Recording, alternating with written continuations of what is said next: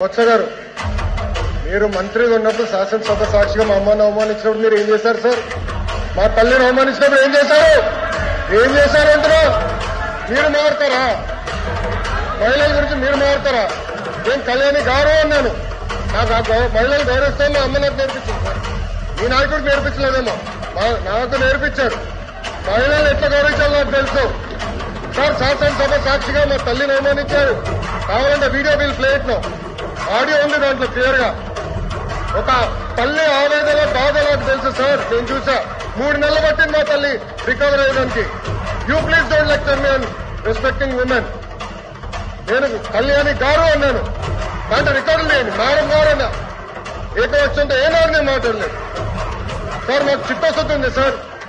ఏంటంటే సార్, మీరు ఓపిక లేకపోతే బయటకు వెళ్ళండి, నో ప్రాబ్లం. Please listen. మీ తల్లిని అవమానిస్తే మీరు రిటర్న్ మారుతారా? మీ భార్యను అవమానిస్తే మీరు రిటర్న్ మారుతారా? మీరు మాకు లెక్చర్లు ఇస్తారా? నేను మేడం గారు అన్నాను, కళ్యాణి గారు అన్నాను, సార్ అన్నారు మేడం గారు అన్నాను. నేను మేడం గారు ఏనాడు అనలేదు. మహిళ అంటే నాకు గౌరవం సార్. ఆయన ఫార్వర్డ్ రెస్పెక్ట్ ఉంది. అరే మీకేం తెలుసా అట్లా మారుతా లూజ్గా? ఏం మారుతున్నారు తెలుసా మీకు? ఒక తల్లిని అవమానిస్తే ఎంత బాధపడుతుందో మీకు తెలుసా?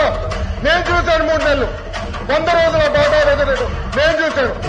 మీరు చూసారా? ఒక మహిళ అవమానిస్తే, శాసనసభ సాక్షి అవమానిస్తే ఎంత కుమిలిపోయిందో నేను చూశాను. మీరున్నారా? ఈ రోజు కూడా మీ కార్యకర్తలు ఏం చేస్తారండి? మా మహిళలు వ్యతిరేక పోస్టు పెడతారా? మా మహిళలకి చోటు చేయడానికి పోస్టు పెడతారా? పొరపాటు మా ఒక్క కార్యకర్త భారతిరెడ్డి గారి వ్యతిరేకంగా పోస్టు పెడితే జైలుకు పంపించిన ఘనత తెలుగుదేశం పార్టీది. అది మాకు చిత్తశుద్ధి. మీలో కాదు. మహిళలు తిడితే ఆనందపడితే వ్యక్తులు మేము కాలేదు. ఆ రోజు మంత్రిగా ఉన్నాడు ఈయన, నుంచిన ఆ రోజు చెప్పాలి సార్. వీడియో నా దగ్గర ఉంది, ఐఎమ్ రెడీ డిబేట్ చేద్దాం.